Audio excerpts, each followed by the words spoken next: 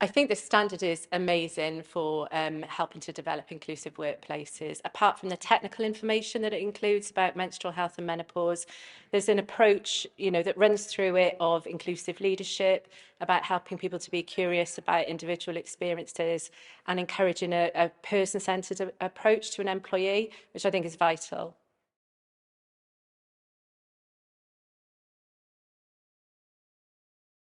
I think the challenges that we have integrating menstrual health and menopause into workplaces is that currently workplaces are they're not designed for these experiences. So we've got a kind of inappropriate culture in lots of places. The environments aren't set up and suitable for us to manage our periods or our menopause symptoms. And, we've got a real lack of education and awareness throughout the staff. We've got a fear factor there where people are concerned about saying the wrong thing or talking about what they perceive might be intimate health issues when actually they don't really need to do that. And, people just need to understand the approach that they can take. And I think this standard helps in all three of those areas. So it gives advice on culture, it gives advice on environmental adjustments, reasonable adjustments, and education and awareness.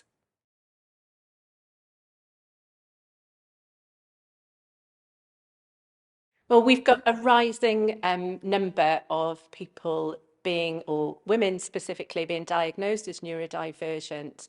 And this standard is, it's fantastic in that the approach that it includes can really be sort of lifted and applied to sort of any health issue and health and wellbeing issue that an employee is working through with their manager. But notably, some of the reasonable adjustments and environmental changes would help an autistic woman like myself. So, access to quiet spaces. I might stress, and if I'm anxious as an autistic person, stress might exacerbate a hot flush and I need a cool space.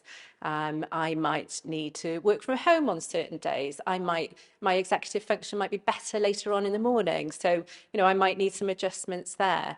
I think it's really key that people understand that for neurodivergent people, ADHD symptoms and autistic, like presentation of autistic traits can be exacerbated during menopause. There is research to support that and more research to come.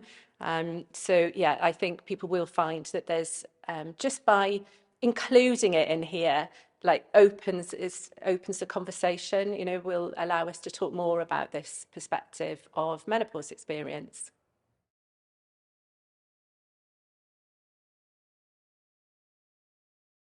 So I think when we're looking to create an inclusive environment on a practical level, we just need to make sure that we've included everyone in our initiative. So when we roll it out, for instance, if it's a poster campaign and you're serving a community of different languages, are you including it in different languages? Are you including period products or making them available in all of your toilets, or at least having them available in an accessible toilet, for instance?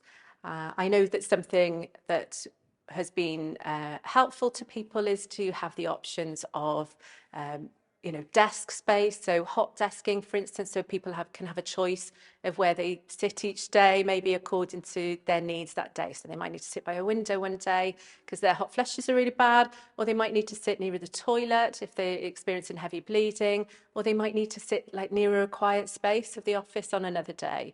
So those are just some, practical elements that we can introduce.